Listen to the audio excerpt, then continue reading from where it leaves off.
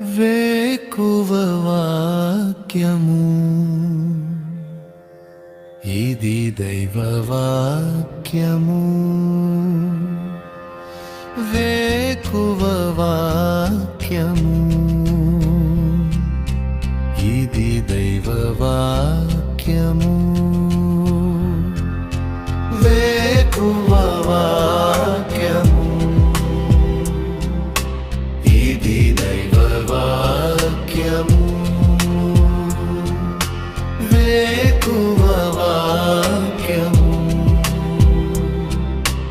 ఇది దైవ వాక్యము. వాక్యము వేకపోడు కొరకై పరిశుద్ధ గ్రంథం బైబిల్లో నుంచి మలాకి గ్రంథము 4వ అధ్యాయము 2వ వచనం.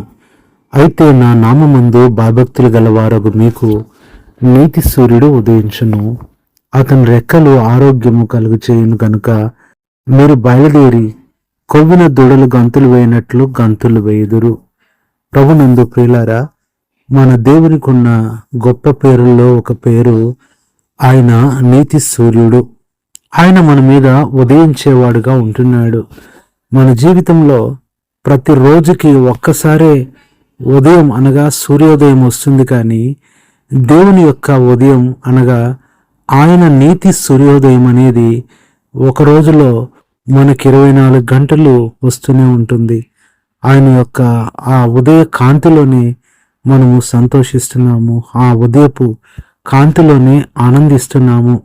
నిత్యము ఆయన ఉదయిస్తూనే ఉన్నాడు. భౌతికమైన అనగా ప్రకృతి సంబంధమైన సూర్యుడు పగలు మాత్రమే ఉదయిస్తాడు, కానీ ఈ సూర్యుడు ప్రభువు 24 గంటలు పగలు రాత్రి కూడా మనల మీద ఉదయిస్తూ ఉంటాడు. ఉదయిస్తూ ఉన్నప్పుడు ఆయన యొక్క రెక్కలు మనకేం కలుగు చేస్తాయి? రెక్కలు అంటే ఏంటి? నిజంగా దేవునికి రెక్కలు ఉంటాయా? దేవదూతలకు కదా రెక్కలు ఉండేది. అంటే రెక్కలు అంటే దేవుడు మనల్ని కాపాడే ఆయన చేతులు, మనల్ని ఎత్తుకునే చేతులు. అందుకని చాలామంది అంటారు, రెక్కలు ముక్కలు చేసుకొని మేము కష్టపడుతున్నాము, రెక్కలు ముక్కలు చేసుకొని పిల్లల్ని చదివిస్తున్నాము అని. అంటే వాళ్ళకు రెక్కలు ఉన్నాయని కాదు. వారి చేతులు ఏ చేతులైతే కష్టపడుతున్నాయో, ఏ చేతులైతే ప్రయాసపడుతున్నాయో వారు రెక్కలతో పోలుస్తున్నారు. అట్లాగే మన దేవుడు కూడా ఆయన రెక్కలను మన కొరకు ఉంచాడు. ఆ రెక్కలు మనకెంతో నెమ్మదినిస్తాయి, ఆ రెక్కలు ఎంతో ఆశీర్వాదాన్ని ఇస్తాయి. ఇది నా ప్రియ సహోదరుడా, సహోదరి, దేవుని యొక్క రెక్కల కింద నువ్వు ఉన్నావన్న సంగతి మర్చిపోవద్దు. ఆయన రెక్కల కింద నువ్వు ఉన్నావు కాబట్టి ఈరోజు నీకొచ్చే ప్రతి శత్రువు మీద, ప్రతి శోధన మీద ఆయన నీకు విజయం ఇస్తాడు. నిర్గమకాండం 19:4లో కూడా ఇశ్రాయేలు ప్రజలను ఐగుప్తీయులకు ఏం చేశాడో, వారిని గద్దరెక్కల మీద మోసి ఎలాగ చేర్చుకున్నాడో అక్కడ వ్రాయబడి ఉంటుంది. నిజమే ప్రియులారా, దేవుని రెక్కలు నీకు ఇవ్వలేనివంటూ ఏమి లేవు.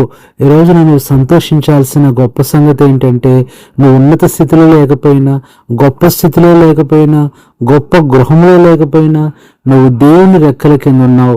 దాన్ని బట్టి ఎంతో సంతోషించాలి. ఆయన రెక్కలు నీడలో నువ్వు ఉన్నావు, ఆయన రెక్కలు నీ మీద ఉన్నాయి కాబట్టి ఏ శత్రువు కూడా నిన్ను ముట్టలేడు. ఈ ఉదయకాలం ఆయన రెక్కల కిందన ఉన్నావు కాబట్టి నీకు దేవుడు ఏమేమి ఇస్తాడో పరిశుద్ధ గ్రంథం బైబిల్లో నుంచి చూసినట్లయితే మొట్టమొదట 91వ కీర్తన 4వ వచనం, ఆయన తన రెక్కలతో నిన్ను కప్పును, ఆయన రెక్కల కింద నీకు ఆశ్రయము కలుగును. మొట్టమొదట ఆయన రెక్కలు ఆశ్రయమిచ్చే రెక్కలు. నిజమేనండి, ఆయన రెక్కలు ఎంతగా ఆశ్రయం ఇస్తాయంటే చెప్పటానికి వీల్లేదు. ఆ రెక్కల కింద నీకు ఆశ్రయం ఉంటుంది. ఎవరు తోసేసినా, ఎవరు నిరాకరించినా, తిరస్కరించినా ఆయన రెక్కల కింద నీకు ఆశ్రయము ఎప్పుడూ ఉంటుంది. ఎందుకంటే నీ కొరకు ఆ రెక్కలు ఎప్పుడూ చాపబడే ఉన్నాయి. ఇది మొట్టమొదటిది, ఆశ్రయం ఇచ్చే రెక్కలు. రెండవది కీర్తన 63:7, నీవు నాకు సహాయకుడివై ఉంటివి, నీ రెక్కల చాటున శరణజొచ్చి ఉత్సాహధ్వని చేసేదను. ఆనందము, ఉత్సాహము.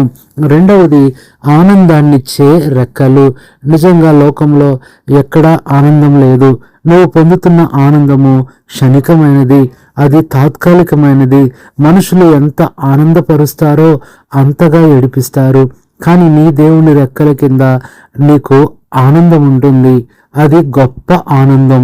మూడవదిగా చూసినట్లయితే 57వ కీర్తన 1వ వచనం, నన్ను కరుణింపుము దేవా, నన్ను కరుణింపుము, నేను నీ శరణుజొచ్చి ఉన్నాను. ఈ ఆపదలు తొలగిపో వరకు నీ రెక్కల కింద నేను శరణుజొచ్చి ఉన్నాను. ప్రియులారా, మూడవది ఆదరణ.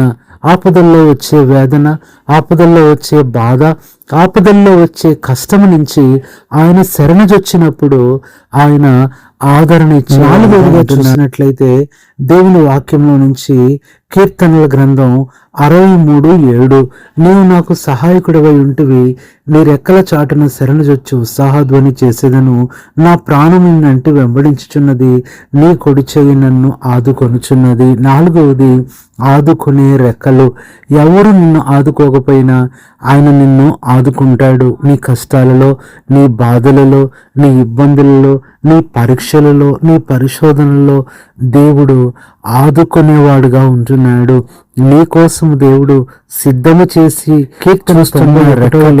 అవి 4-5 వచనాల్లో చూస్తే, ఆయన తన రెక్కలతో నిన్ను కప్పును అంటూ కిందకొస్తే, రాత్రి వేళ కలుగు అభయమునకైనను భయమునకైనను పగటి వేళ ఎగురు బాణమునకైనను అంటున్నాడు. అంటే అభయం ఇచ్చే రెక్కలుగా ఉంటున్నాయి. ప్రియులారా, ఇది 5వది. నీకు ఆయన అభయం ఇచ్చేవాడుగా ఉంటున్నాడు. ఏమి దిగులు పడాల్సిన పని నువ్వు లేదు, ఆయన అభయం ఇస్తాడు. ఇది 5వదిగా చూస్తున్నాము.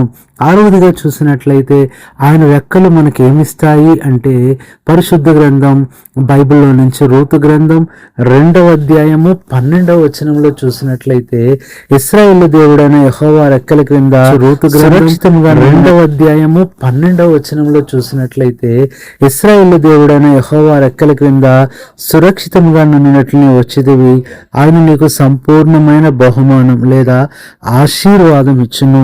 6వది ఆశీర్వాదం ఇచ్చే రెక్కలు. ఈ రెక్కల కింద నీకు ఆశీర్వాదం ఉంది. ఏ ఆశీర్వాదం కావాలి?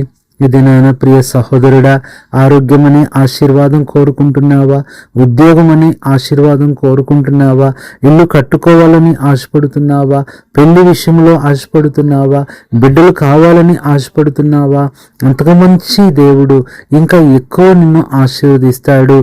భూ సంబంధమైనదే కాదు, శరీర సంబంధమైనదే కాదు, ఆత్మీయంగా కూడా దేవుడు నిన్ను ఆశీర్వదిస్తాడు, రక్షిస్తాడు.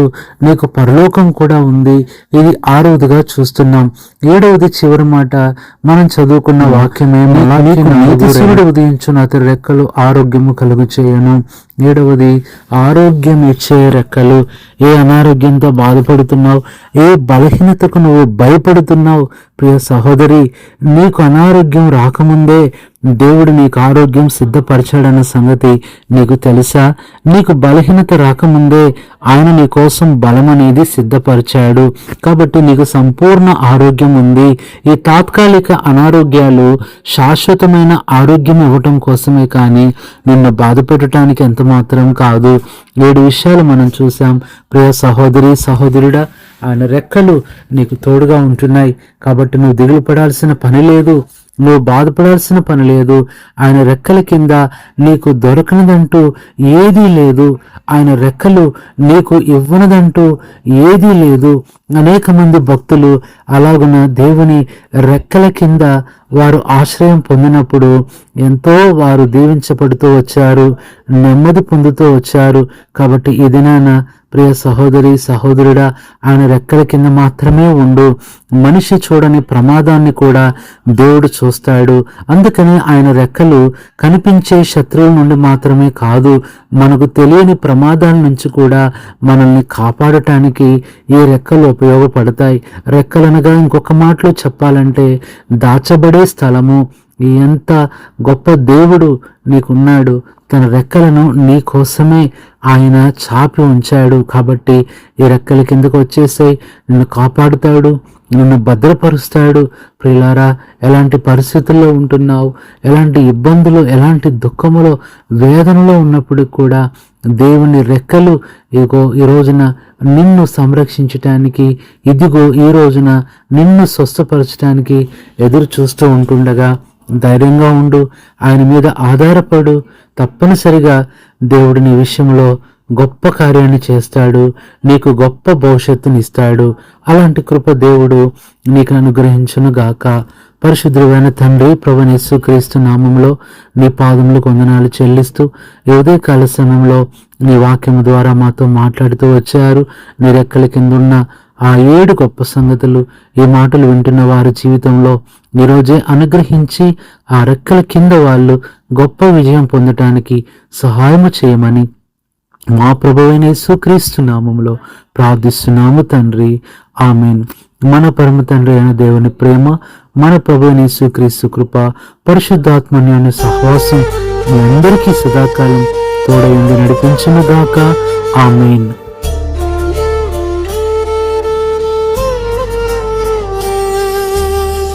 కృంగుదలలో దార్చుటకు, కన్నీటినంతటిని తుడుచుటకు, దినమంతా సిద్ధపరచుటకు, దైవ చిత్తం గ్రహించుటకు. కృంగుదలలో దార్చుటకు, కన్నీటినంతటిని తుడుచుటకు, దినమంతా సిద్ధపరచుటకు, దైవ చిత్తం గ్రహించుటకు. వేకువ వాక్యము, ఇది దైవ వాక్యము. వేకువ